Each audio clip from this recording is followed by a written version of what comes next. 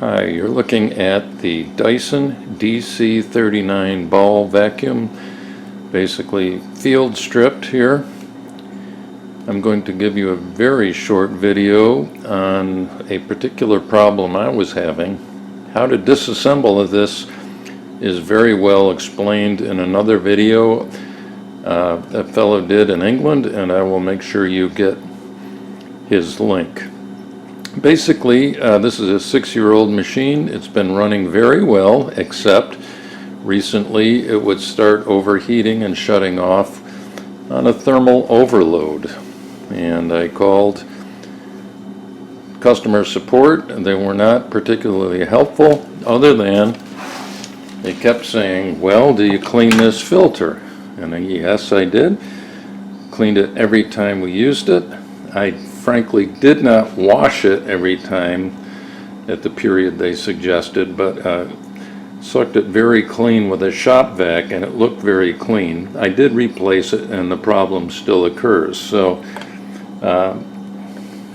with 6 years of use, maybe what I'm about to show you is normal, but perhaps not. It seemed to me that the problem was inside the motor itself. The air coming out seemed quite hot, and I figured there must be a filter in there, and I could see in the back end of the Dyson a little bit of this grill work here.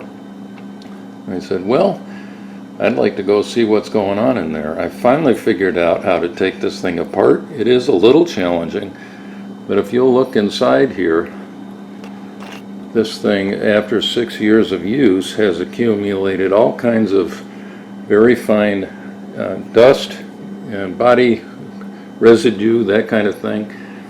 And this is what's restricting the airflow and causing the overheating. So basically, gee, this thing would run about 20 minutes, shut itself off, and if I just did nothing in about 40 to 60 seconds, I guess it would turn itself back on because it had cooled down enough. So it's a pretty simple thermal overload, nothing that you have to actually reset. When I did call customer support, I was a little disappointed that they couldn't give me any insight into the fact that this internal filter could be serviced. All he did say is, well, you'll have to take it to a service center, and unfortunately, where I live, nearest service center is about a 4 to 5 hour drive. Not something I want to do, which makes this almost a non-serviceable failure here after 6 years.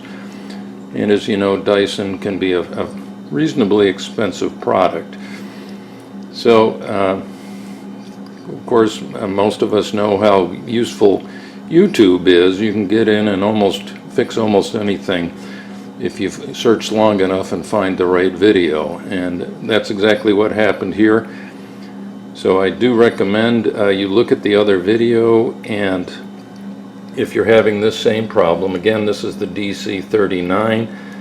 The video that helped me take it apart, I think, was actually a DC54,